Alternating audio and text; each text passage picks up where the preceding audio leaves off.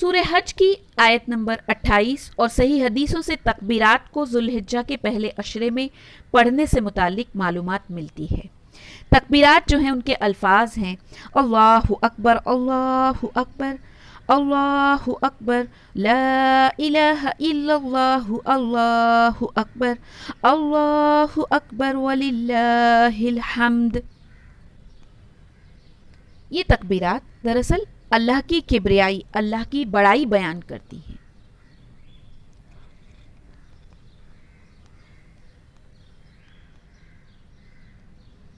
خاص طور پر تکبیرات کا زیادہ اہتمام کریں جیسا کہ ابن عمر اور ابو ہریرہ رضی اللہ کیا کرتے تھے۔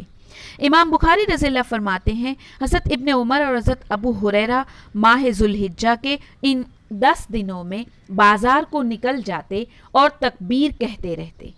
پھر دوسرے لوگ بھی ان کی تکبیر سن کر تکبیرات پڑھتے، یعنی وہ جو بازار کو نکلتے اور زور سے ان تکبیرات کو پڑھتے، تو یہ پڑھنے سے ان کا مقصد یہ نہیں تھا ریاکاری یا دکھاوا کہ دیکھو ہم تکبیرات پڑھ رہے ہیں، بلکہ وہ لوگوں کو ریمائنڈ کرتے اور اس لیے وہ زور سے بھی پڑھتے تھے۔ ان تکبیرات کو جو ہے ہم دھیان رکھیں کہ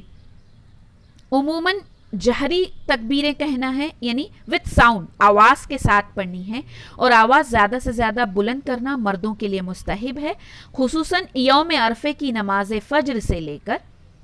یعنی 9 ذی الحجہ سے اسپیشلی فجر کی نماز سے۔ ویسے